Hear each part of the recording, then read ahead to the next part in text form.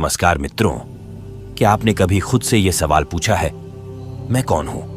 यह एक साधारण प्रश्न नहीं, बल्कि वो रहस्यमयी दरवाजा है जो आपकी असली पहचान तक पहुंचने का रास्ता दिखाता है। क्या आप यह शरीर हैं जो एक दिन समाप्त हो जाएगा, या फिर ये 5 इंद्रियां जो हमें इस संसार का अनुभव कराती हैं? क्या आप मन हैं जो हर पल बदलता रहता है, या बुद्धि जो तर्क करती है? आपने कभी सोचा है, जब आप कहते हैं मेरा शरीर, तो इसका अर्थ क्या हुआ? यह कि आप शरीर के मालिक हैं, न कि शरीर।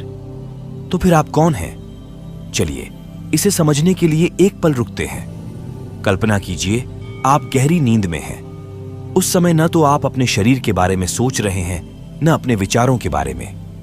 फिर भी आप हैं। तो वह कौन है जो सब कुछ बंद होने पर भी मौजूद रहता है? यही सवाल हमें हमारी आत्मा तक ले जाता है। पुराने समय की बात है। एक ऋषि जंगल में आत्मज्ञान की खोज में गए। उन्होंने वर्षों तक तपस्या की, लेकिन सवाल वही रहा, मैं कौन हूं? एक दिन उन्होंने ध्यान करते हुए महसूस किया कि वह शरीर से अलग है।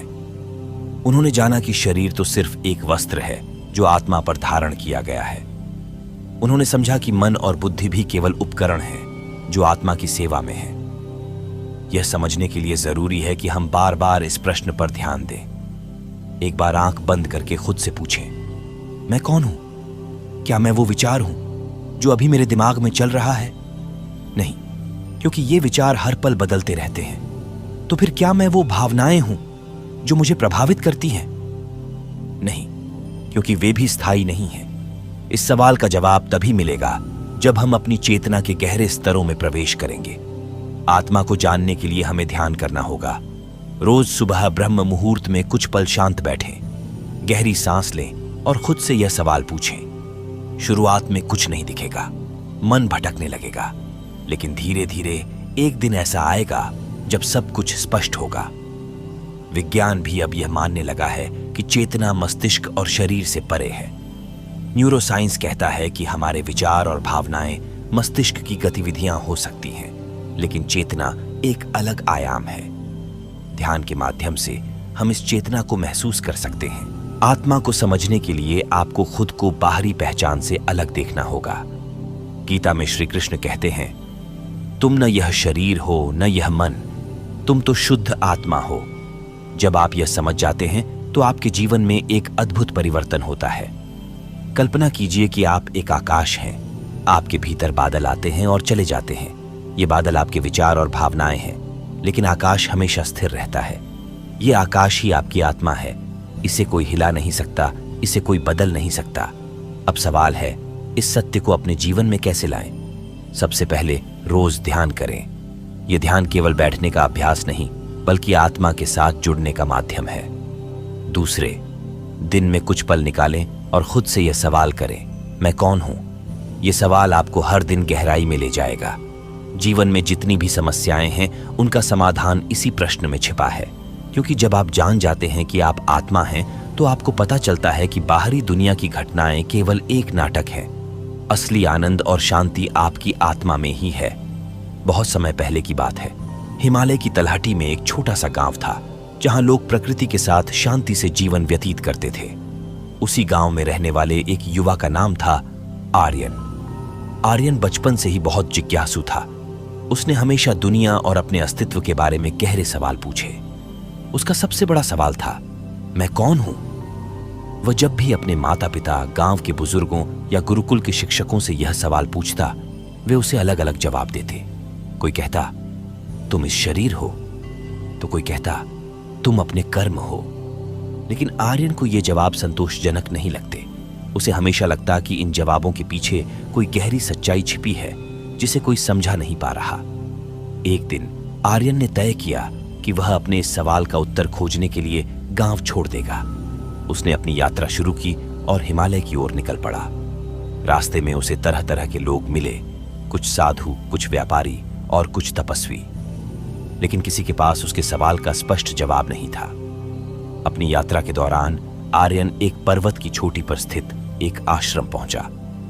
वहां एक योगी ध्यान में लीन थे। आर्यन ने उनके पास जाकर अपना सवाल पूछा, महात्मा जी, मैं कौन हूं?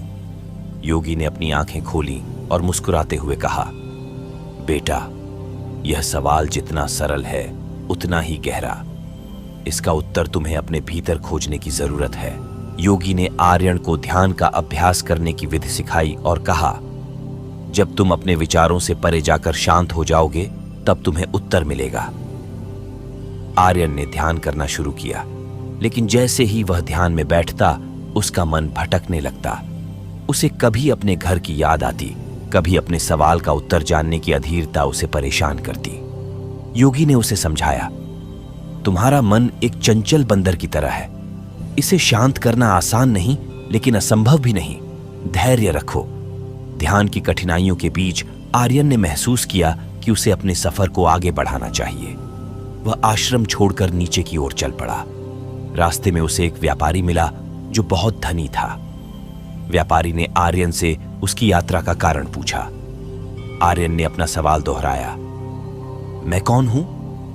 व्यापारी हंसते हुए बोला, तुम्हें यह सवाल पूछने की जरूरत ही क्यों है? जीवन का असली उद्देश्य है धन कमाना और सुख प्राप्त करना। यही तुम्हारी पहचान है। लेकिन आर्यन इस जवाब से सहमत नहीं हुआ। उसने व्यापारी से पूछा, अगर धन ही सब कुछ है तो आप इतने असंतुष्ट क्यों लगते हैं? आपके पास तो सब कुछ है, फिर भी आपको शांति क्यों नहीं? व्यापारी आर्यन के सवाल पर चुप हो गया। आर्यन ने समझा कि भौतिक सुख उसे उसके सवाल का उत्तर नहीं दे सकते। आर्यन आगे बढ़ा और एक घने जंगल में पहुंचा। वहां उसने एक तपस्वी को देखा जो अकेले ध्यान में लीन था। तपस्वी की आंखों में गहरी शांति थी। आर्यन ने उनके पास जाकर वही सवाल पूछा। तपस्वी ने मुस्कुराते हुए कहा, तुम्हारा सवाल बहुत महत्वपूर्ण है, लेकिन इसका उत्तर तुम्हें अनुभव से मिलेगा, न कि शब्दों से। तपस्वी ने आर्यन को एक कहानी सुनाई। बहुत समय पहले एक राजा था जो अपने राज्य के हर कोने में यही सवाल पूछता फिरता था, मैं कौन हूं? एक दिन उसे एक साधु ने कहा, तुम केवल अपने शरीर या मन नहीं हो, तुम वह आत्मा हो जो सब कुछ देखती है, लेकिन इसे जानने के लिए तुम्हें अपनी सभी धारणाओं को छोड़ना होगा। आर्यन को इस कहानी से प्रेरणा मिली। उसने तपस्वी से पूछा, मैं अपनी धारणाएं कैसे छोड़ूं? तपस्वी ने कहा, तुम्हें खुद को दृष्टा बनाना होगा। हर विचार, हर भावना और हर अनुभव को देखो, लेकिन उनसे जुड़ो मत। आर्यन ने तपस्वी की सलाह मानी और अपनी यात्रा जारी रखी। वह गहरे जंगल में पहुंचा, जहां उसने एक गुफा में बैठकर ध्यान करना शुरू किया। दिन, हफ्ते और महीने बीत गए। एक दिन ध्यान के दौरान उसने अचानक महसूस किया कि वह अपने शरीर, मन और विचारों से अलग है। उसे एक गहरा एहसास हुआ, मैं केवल यह शरीर नहीं हूं, मैं केवल यह विचार भी नहीं हूं, मैं वह चेतना हूं जो सब कुछ देखती है। मैं वह शुद्ध आत्मा हूं जो न जन्म लेती है और न मरती है। जब कोई यह समझ जाता है कि मैं कौन हूं, तो उसके जीवन में एक बड़ा परिवर्तन होता है।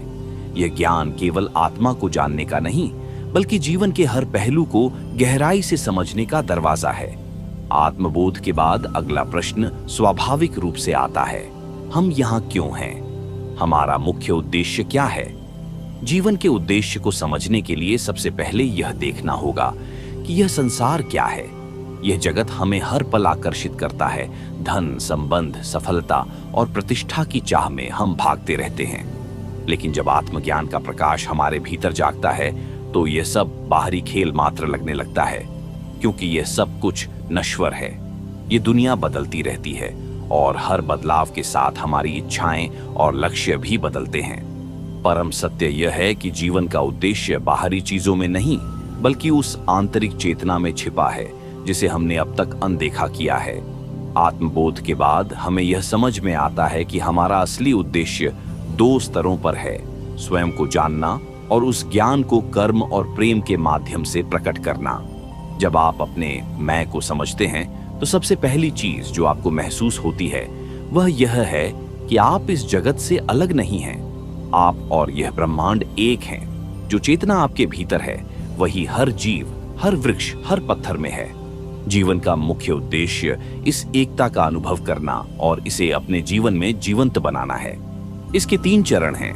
पहला चरण है अपने भीतर गहराई तक जाना। आत्मबोध कोई स्थिर स्थिति नहीं, बल्कि एक निरंतर यात्रा है। ध्यान, स्वविचार और सच्चे ज्ञान के माध्यम से आप अपनी चेतना को विस्तार देते हैं। जैसे जैसे यह विस्तार होता है, आप यह महसूस करते हैं कि आप केवल अपने व्यक्तिगत जीवन तक सीमित नहीं हैं।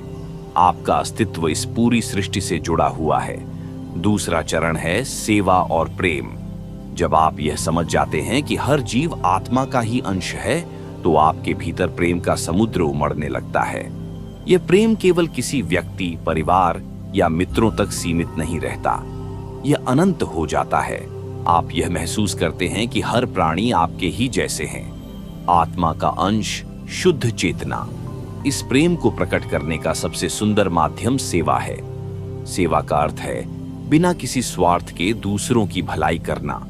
जब आप सेवा करते हैं तो आप अपने अस्तित्व के असली उद्देश्य को पूरा कर रहे होते हैं। तीसरा और अंतिम चरण है अपने जीवन को सत्य, प्रेम और करुणा का माध्यम बनाना। जीवन का उद्देश्य केवल स्वयं की मुक्ति नहीं, बल्कि दूसरों को भी इस सत्य की ओर ले जाना है। जब आप अपने जीवन को एक उदाहरण बनाते हैं, तो लोग आपसे प्रेरणा लेते हैं। आपका जीवन एक जीवित संदेश बन जाता है। यह सब सुनने में सरल लगता है, लेकिन इसे जीना उतना ही कठिन है, क्योंकि हमारे भीतर पुरानी आदतें, इच्छाएं और स्वार्थ छिपे होते हैं। आत्मबोध के बाद हमें अपने भीतर इन पर विजय पानी होती है। यह जीवन का एक और बड़ा उद्देश्य है। एक कहानी है। एक बार एक साधक ने अपने गुरु से पूछा, गुरुदेव, आत्मज्ञान के बाद क्या करना चाहिए? गुरु ने मुस्कुराते हुए कहा, आत्मज्ञान के बाद असली यात्रा शुरू होती है। अब तुम्हें यह समझना होगा कि तुम केवल अपने लिए नहीं, बल्कि इस पूरे जगत के लिए हो। जो सत्य तुम्हें मिला है, उसे हर किसी के साथ बांटने का समय आ गया है। साधक ने पूछा, लेकिन मैं यह कैसे कर सकता हूं? गुरु ने उत्तर दिया, प्रेम और कर्म के माध्यम से। जीवन का उद्देश्य यही है कि हम अपने भीतर छिपे सत्य को प्रकट करें और उसे इस संसार में व्यक्त करें। यह व्यक्तिकरण केवल हमारे कर्मों के माध्यम से हो सकता है। हमारे हर कार्य में सत्य, प्रेम और करुणा झलकनी चाहिए। जब आप यह समझ जाते हैं, तो आपका हर पल एक तपस्या बन जाता है। आप जो भी करते हैं, उसमें आत्मा की झलक होती है। चाहे वह खाना बनाना हो, किसी की मदद करना हो या सिर्फ मुस्कुराना हो, हर कार्य एक साधना बन जाता है।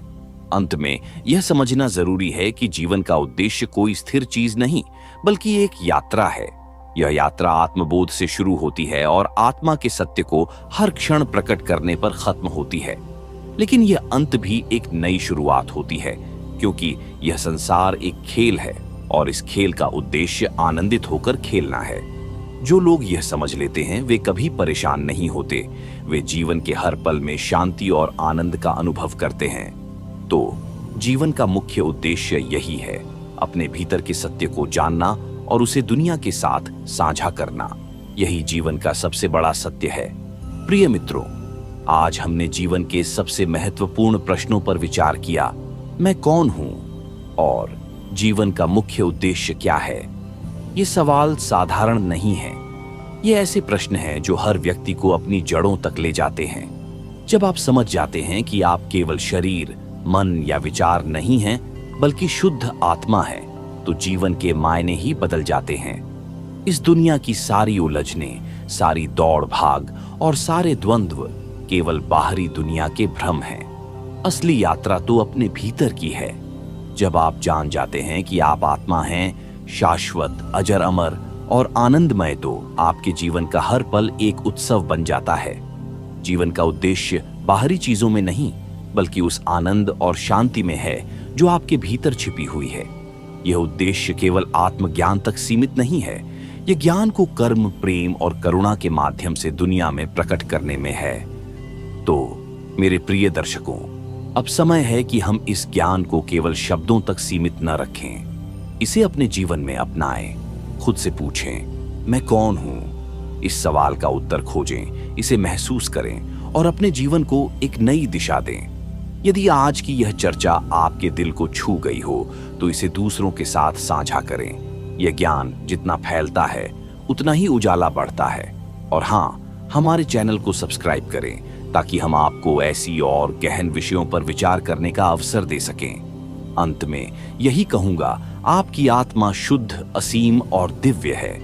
इसे जानें, इसे स्वीकारें और इसे पूरी दुनिया के साथ साझा करें। मैं आपको 5 मिनट का ओम मंत्र दे रहा हूं, जिसके माध्यम से मैं कौन हूं यानी स्वयं को पहचानने में आसानी होगी, और इस मंत्र के माध्यम से आप अंदर के सभी प्रश्नों को बड़े आसानी से ब्रह्म मुहूर्त के समय ध्यान में बैठकर अनुभव कर सकते हैं।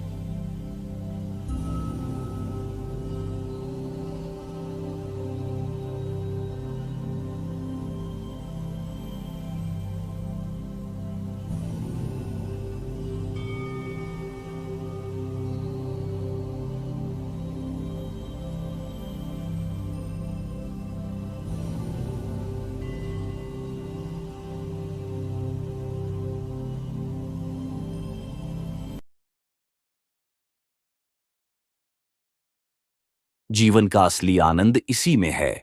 धन्यवाद और आपका दिन शुभ हो।